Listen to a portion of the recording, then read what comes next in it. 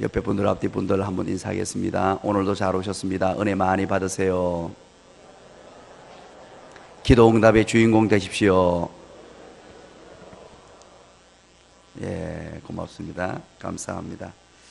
오늘도 이렇게 새벽에 이렇게 오신 모든 분들에게 하나님의 은혜와 복이 충만하게 임하게 되길 주님의 이름으로 간절히 축원드립니다. 감사합니다. 우리가 여호수아서 이제 7장을 만나게 되었습니다. 이 7장은 7장과 8장에 거쳐서 이 문제를 또 비중 있게 다루는 내용입니다. 여리고성 점령을 우리가 봤을 때 6장 한 장으로 끝을 냈습니다. 6장 한 장에 그 엄청난 승리를 한 장에 끝을 냈는데, 이 7장은 아이성 전투인데요, 이것을 2장에 걸쳐서 다루고 있어요. 7장과 8장. 참이 독특하지 않을 수 없습니다. 도대체 이 아이성의 문제가 뭐길래 성경에 이 긴 장을 할애해서 소상하게 다루고 있습니다. 다루면서 이 문제를 굉장히 중요하게 언급해내고 있는 것을 보게 됩니다.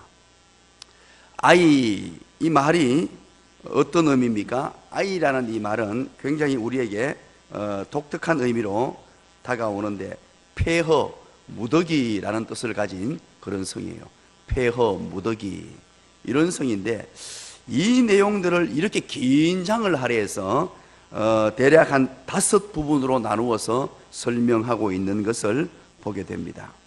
자, 그러면 여러분, 우리가 지금 여리고성의 어마어마한 거대한 승리를 맛보았습니다. 그것도 하나님의 기적적인 역사로, 성경에 이전에도 없었고 이후에도 없을 그런 방법을 통하여 하나님의 일하심을 온 이스라엘에게 보여주고, 또 주변 사람들도, 가나안 거민들도 가슴을 쓸어내리고 벌벌 떨 정도의 그런 엄청난 기적을 보여줬더랬습니다. 이제 다음 성은 아이성인데, 이 아이성은 어디에 있냐면요, 자, 그림으로 한번 그려보십시오. 이스라엘 나라가 이렇게 길쭉하게 되어 있습니다. 길쭉하게 되어서 동편에서 요단강을 건너가지고 서편으로 넘어왔죠. 정 가운데에 있다고 보면 돼요. 여리고성이 여기에 있다가 이제 가운데에 있어서 18km 지점을 넘어가면 대략 한 18km로 지나갔더니만 여기가 아이성인데, 아이성은 전략적 요충지입니다. 왜 그런 거 하니까, 여리고성은 해발 마이너스 240m입니다. 낮은 저지대에 있었고, 18km 좀 넘어오니까 중간 지역에 고지대 해발 약 800m 지점에 언덕배기에 쫙 올라가서 이제 북쪽, 남쪽 지역을 완전히 다 볼 수 있는, 위로는 북쪽, 아래로는 남쪽의 전략적 요충지가 되는 것이 바로 어떤 지역이냐, 바로 이 아이성이라는 지역이에요. 그래서 아이성을 점령하지 않고는 다른 쪽으로 가면요, 이게 뒤통수를 맞을 수 있기 때문에 가장 중요한 지리적, 전략적 요충지가 바로 아이성이었습니다. 해발 800m 고지에서 이리저리 다 보이는 그런 지역인데, 그런데 문제는 뭐냐 하니까, 아이성을 어떻게 점령할 것이냐 하는 것이죠. 자, 그런데 4절, 5절에 걸쳐가지고 벌써 1장부터 5절까지가 아이성 점령의 사건이 끝나버려요. 1장부터 5장까지. 그런데 이 긴 장을 뒤에 또 서술하고 있단 말이에요. 오늘 4절, 5절부터 한번 볼게요. 어떻게 되었는지. 4절, 5절이 아이성 점령에 들어갔는데 어떤 결과를 맞이했느냐. 우리 4절, 5절 한번 읽어봅니다. 시작. 백성 중 3,000명쯤 거리로 올라갔다가 아이 사람 앞에서 도망하니, 아이 사람이 그들을 36명쯤 쳐 죽이고 성문 앞에서부터 스바라임까지 쫓아가 내려가는 비탈에서 쳤으므로 백성의 마음이 녹아 물같이 된지라. 아멘. 여기서 백성의 마음이 녹아 물같이 됐다, 이 말은 공동번역에서는 이렇게 번역하고 있어요. 백성은 크게 낙담하였더라. 왜? 전쟁에서 어마어마한 패배를 했다는 말입니다. 아이성의 거민이 한 몇 명 됐을까요? 아이성의 거민이 대략 한 몇 명 됐습니까? 자, 시작. 아이성의 거민이 한 몇 명 됐다고요? 예?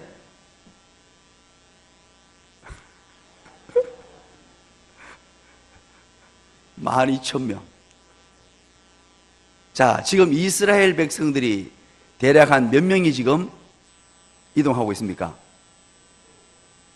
그렇죠. 작게는 200만에서 많게는 250만. 그 정도 되죠. 그죠? 어마어마한, 그래서 장정만 60만입니다. 장정만.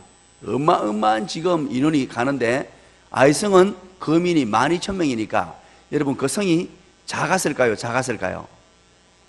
전략적 욕춘지 해발 800m 고지에 쫙 올라가 있어서 이 전체 가나안 땅이 쫙 보이는 중앙지대에 정말로 좋은 위치인데 12,000명밖에 안 됐단 말이에요. 그래서 이제 이 백성들이 아이성 공격을 해서 쳐들어갔는데 기가 막힌 일이 발생했습니다.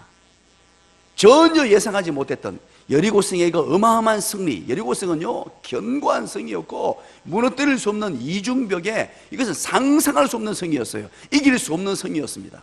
그런데 그 성을 무너뜨렸던 그 하나님의 백성들이 이 아이성에 속절없이 무너졌단 말이에요.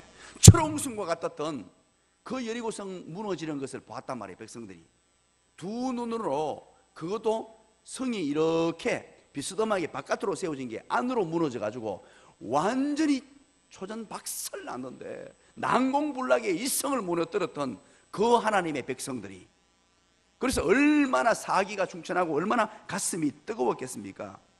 그런데 들어가서 무너졌단 말이에요. 이 백성들의 사기가 바닥에 떨어졌습니다. 전장에 패배하고요, 패배해서 그렇게 많은 사람이 죽지는 않았습니다만은 속절없이 무너져서 몇 명이 죽었죠? 몇 명이요? 36명이 죽었고 도망을 가는데 불이 났게. 왜 36명이라고 했을까요? 저는 이 36명, 진짜 36명 죽었습니다. 이거 죽었는데 36이라는 숫자가 있길래 머리에 번뜩 떠오르는 게 있었습니다. 무슨 주랭랑을 쳤다? 36개 주랭랑을 쳤다. 그 단어가 번쩍 떠올랐어요. 처절한 패배 속에서 뒤도 돌아보지 않고 36개 주랭랑을 치는 이런 기가 막힌 사건이 발생했습니다.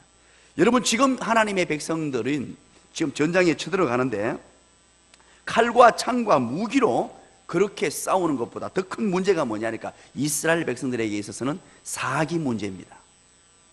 지금 이스라엘 백성들은 어떤 군사력으로 무기로 이긴 게 아니었어요. 사기였거든요. 그들의 앞에 가득 찼던 게 바로 만군의 여호와 하나님께서 그들과 함께 하신다는 그 확신, 또 한 가지는 바로 하나님께서 반드시 승리하게 하신다는 그 믿음으로 출발한 담대한 용기였는데 그 모든 것이 다 무너졌어요. 자, 이거 왜 이런 현상이 나타났냐는 거예요.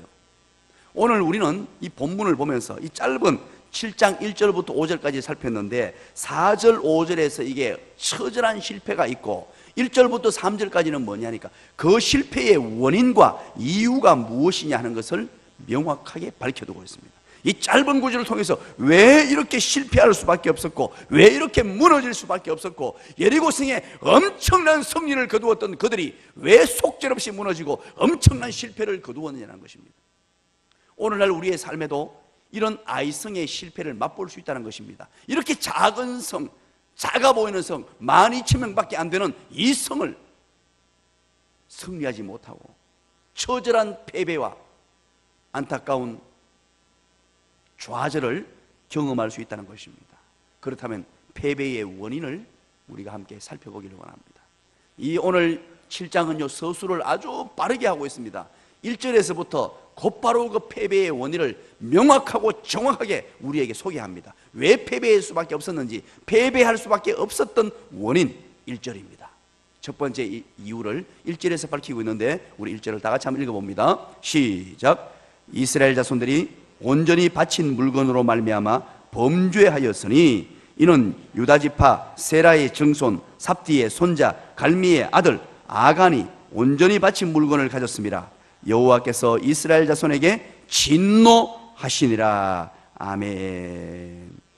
야, 첫 번째 바로 아간이라는 한 사람이 등장하는데 아간의 범죄 때문이라고 정확하게 원인을 밝혀줍니다. 저는 이 본문을 어제 저녁에 찬찬히 묵상하고 또 묵상하다가 하나님이 굉장히 두려웠습니다. 야, 하나님이 이런 분이시구나. 분명히 여호수아서를 시작하면서 첫 일성, 모세의 뒤를 이어서 여호수아가 이 리더십을 교체를 받고 출발할 때 하나님이 약속하셨어요. 두려워하지 말라, 놀라지 말라, 떨지도 말라. 왜냐하니까 내가 너와 함께 하겠다. 강하고 담대하라 내 아들아, 알겠느냐? 힘내라, 용기를 내라. 내가 너와 함께 할게. 반드시 네가 승리하겠다. 정말로 철저한 약속을 해주신 분이었어요. 하나님의 약속이 정말로 얼마나 멋진 약속이었습니까? 그리고 시마다 때마다 하나님의 은혜가 임했고 하나님의 능력이 임했고 하나님의 살아계심이 임했고 그 요단강이라는 그 어마어마한 강, 물줄기가 그 폭포수가 27개나 되는 그 굴곡 많은 그 강을 쫙 갈랐고 철옹성 같은 여리고성을 무너뜨려 주셨고 그 하나님의 약속의 말씀이 멋지게 성취되었으며 하나님의 은혜가 이스라엘 백성들에게 여호수아에게 임하게 되었어요. 그런데 하나님께서 오늘 본문에서 진노하셨다라는 표현을 써요. 진노하셨다. 야, 이 표현 속에요, 제가 두렵고 떨림이 가슴에 찾아왔어요. 그런데 그 하나님의 진노가 어떻게 임했느냐? 단 한 사람, 이스라엘 전체의 범죄가 아니고 단 한 사람 아간의 범죄 때문이었다는 것을 오늘 밝혀줍니다. 도대체 왜 한 사람의 범죄를 하나님이 이토록 무서워하고 이토록 하나님께서 분노하시고 그냥 버려두시지 않을까요? 여러분, 이 이스라엘 자손은 바로 언약 공동체이고 하나님 중심의 한 가족, 한 언약 공동체입니다. 이거 매우 중요한 거예요. 운명을 같이 하는 민족, 하나님의 택한 백성. 그래서 아브라함을 통하여 언약의 백성으로, 약속의 백성으로 성취되는 그 하나님의 백성. 그래서 궁극적으로 야곱의 두 아들이 12지파가 되고 거르고 걸러서 하나님의 사람으로 불러낸 사람들이었어요. 이것은 오늘날로 바꾸고 말하면 바로 신약의 교회를 이야기합니다. 이 신약의 교회는 한 개인의 범죄를 용납하지 않겠다는 뜻입니다. 교회 전체에 나쁜 영향을 미칠 뿐만 아니라 교회를 위태롭게 할 수 있는 이 범죄를 하나님은 용인하지 않겠다는 거예요. 자, 이 부분 우리가 좀 깊이 여러분과 묵상해 보시기 바랍니다. 제가 늘 말씀드리는 게 있어요. 하나님은 사랑의 하나님이세요. 그래서 사랑으로 온 교인들을 용납하고 섬기고 사랑으로 대하는 것, 이거 잊지 말아야 될 정말 중요한 것입니다. 저는 그래서 교인, 성도님 한 분 한 분, 어린아이 한 명 한 명까지 사랑하고 또 사랑하고 무슨 일이 있더라도 끝까지 사랑하고, 그걸 제 목회의 첫 번째 철학이요, 비전이요, 모토입니다. 그래서 어린아이 한 명이라도 만나면 안아주고 품어주고, 제가 할 수 있는 역량, 제가 따를 수 있는 그런 모든 힘이 동원되는 한 섬기고 사랑하려고 애씁니다. 그런데 오늘 이 본문에서 여러분, 사랑과 교회 안을 오염시키고 교회 안을 무너뜨리는 그런 악, 범죄하는 구분시키라는 거예요. 참 무서운 얘기입니다. 여러분, 구약 성경 레위기를 여러분 기억하십니까? 레위기서에 보면 많은 비유들을 하고, 레위기는 궁극적으로 하나님께서 시내 산에서 하나님의 말씀, 언약을 주셨어요. 모세에게.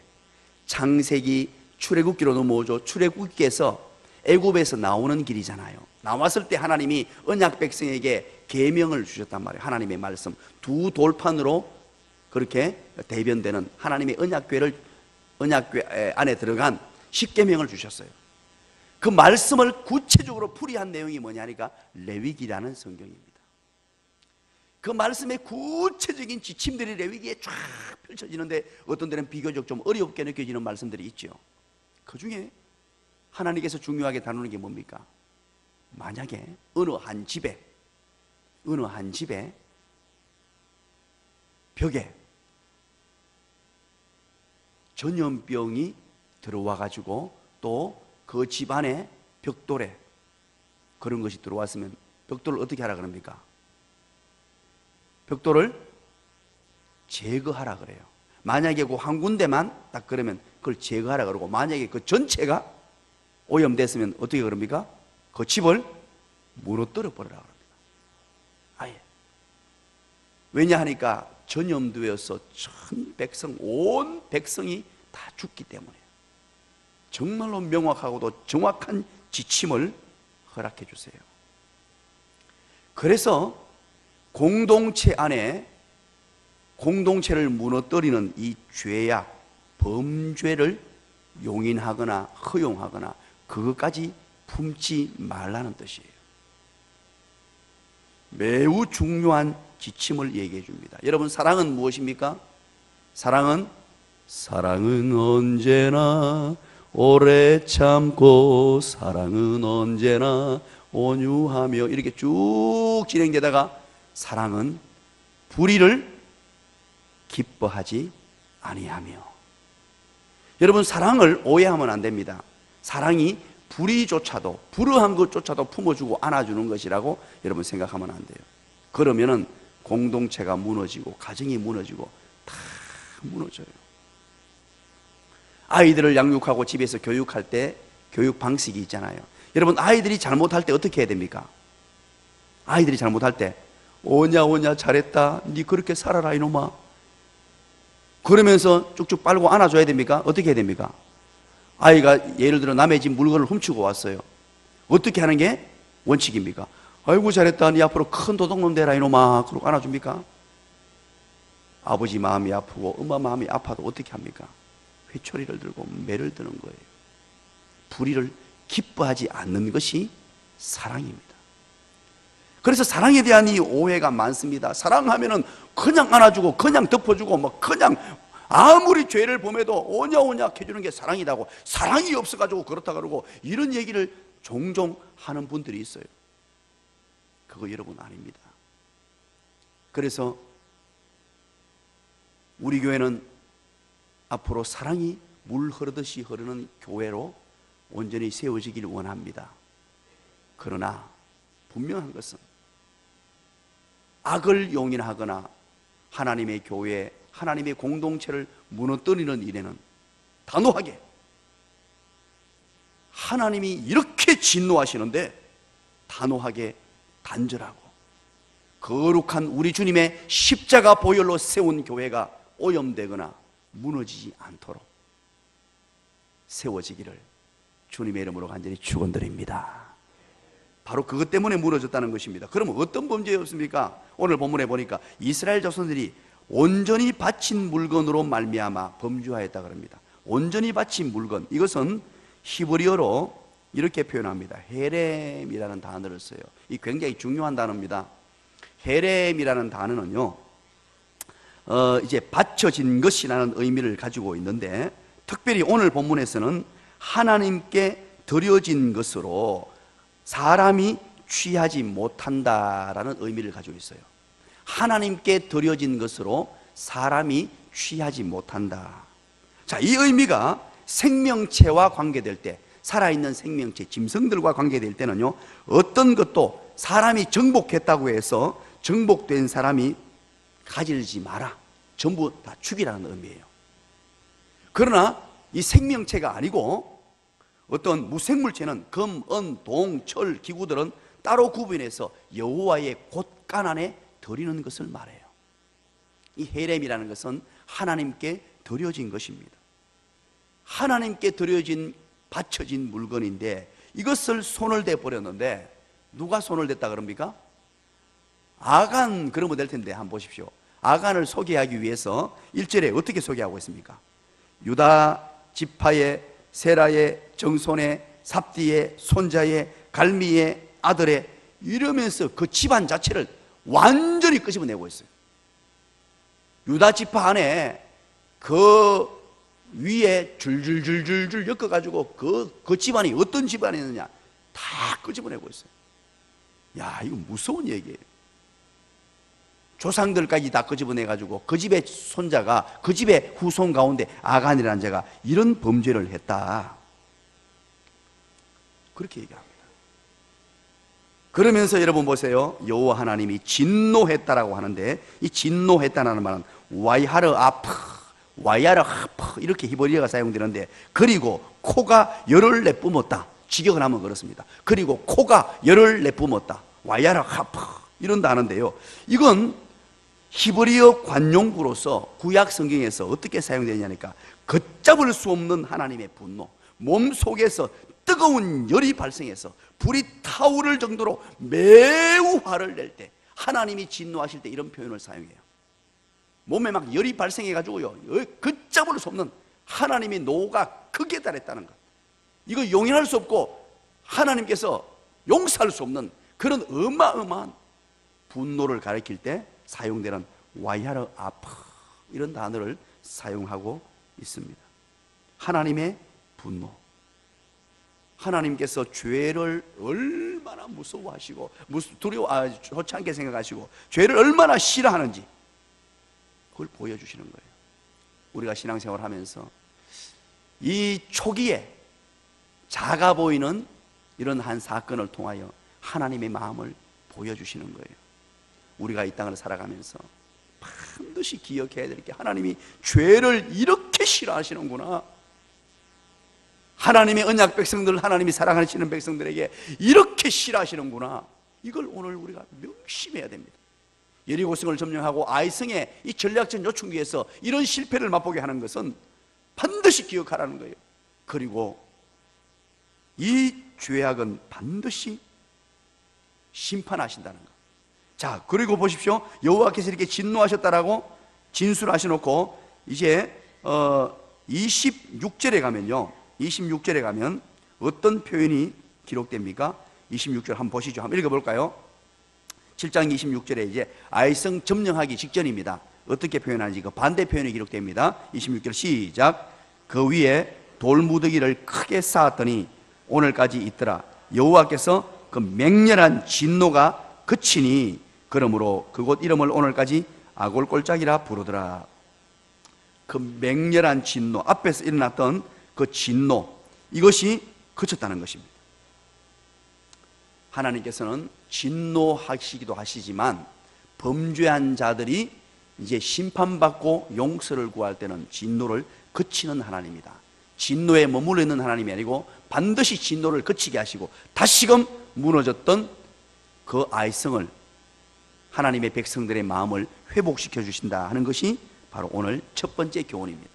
그리고 두 번째 2절을 한번 보겠습니다. 두 번째는 어떤 교훈일까요? 두 번째 다 같이 2절을 읽습니다. 시작. 요수아가 여리고에서 사람을 베델 동편 베다웬 곁에 있는 아이로 보내며 그들에게 말하여 이르되 올라가서 그 땅을 정탐하라 하매 그 사람들이 올라가서 아이를 정탐하고. 아멘. 두 번째는요, 오늘 이 본문을 찬찬히 보시면 알겠습니다만은 하나님의 명령 없이 행동했기 때문입니다. 오늘 정탐꾼을 보내가지고 전쟁을 하는데요, 지금 아이성 딱 보니까 이거 조그만하단 말입니다. 아이고야, 요거 쯤이야, 이런 마음이 들었어요. 그래서 하나님께 물어보지도 않고 하나님의 명령을 듣지도 않았어요. 지금까지 여러분 한번 보십시오. 요수아가 어떻게 했습니까? 상명하복이었습니다. 요수아는 군인이었거든요. 전쟁터에 40년 동안 그렇게 막 헤매면서 정말로 군대의 지휘관으로서의 그 역할을 감당했어요. 그래서 언제든지 하나님 말씀에 철저하게 순종하고 하나님의 명령을 듣는 사람이었는데 어떤 순간에도 그랬습니다. 여러분 3장 7절을 보십시오. 요단 건널 때도 하나님 여호와께서 그들에게 말씀해 주시고 4장 10절, 4장 15절에 요단 건너가서 제사장이 그 요단 강물에서 올라올 때도 그랬고 5장 2절에 여리고성을 무너뜨리고 할례를 행할 때도 그랬고 늘 하나님의 말씀을 들었어요. 여호와께서 여호수아에게 말씀하여 이르시되, 여호와 하나님이 여호수아에게 이르시되, 늘 하나님의 말씀 명령과 함께 움직였던 사람이에요. 하나님의 말씀이 떨어지면 움직였던 여호수아가 오늘 본문에서는요, 하나님의 말씀이 전혀 없었습니다. 하나님의 명령도 없었고 하나님의 음성이 들려지지도 않았습니다. 그런데 이곳을 올라갔다 말입니다. 기가 막힌 일이죠. 그동안에 그 하나님을 향한 마음, 하나님께서 도와주셔야 된다는 그 마음, 하나님이 인도하셨고 지금 이 순간도 하나님이 붙들어 주셔야 된다는 이 하나님을 향한 간절한 마음들이 사라져 버렸다는 것입니다. 왜? 무엇 때문에? 무엇 때문에? 여리고성의 그 엄청난 승리가 그 마음을 가져오게 만들었고, 여리고도 이겼는데 아이성쯤이야. 이것 정도는 묻지 않아도 된다는 것입니다.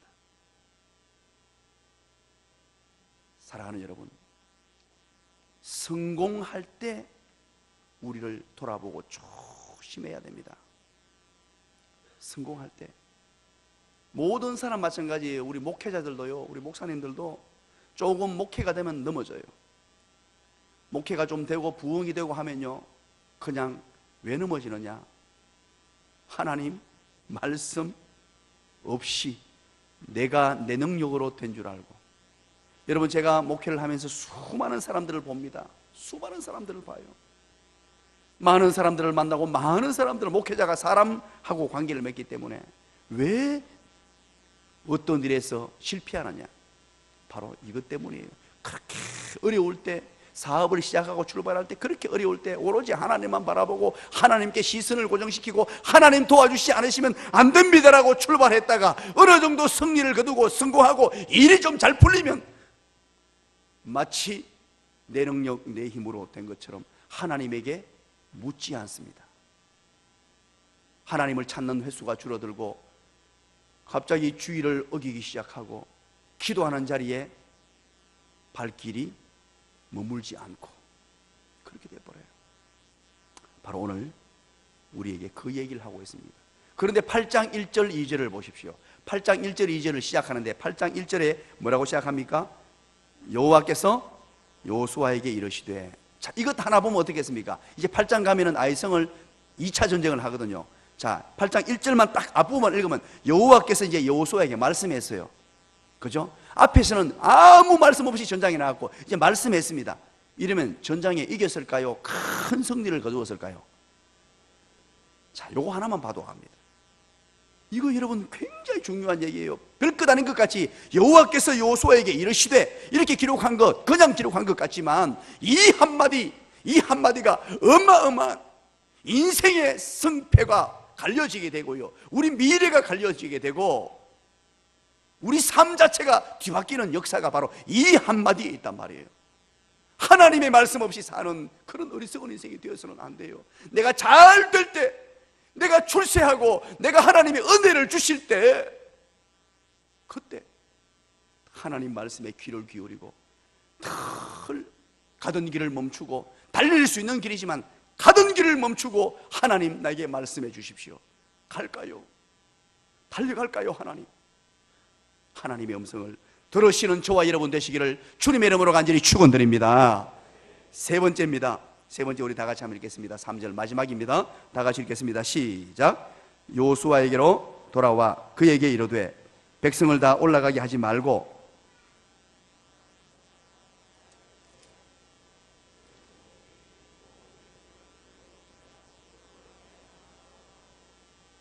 다시 한번 읽어봅니다. 큰 소리로 시작.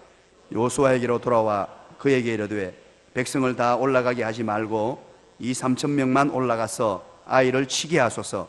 그들은 소수이니 모든 백성을 거리로 보내어 수고롭게 하지 마소서 하므로.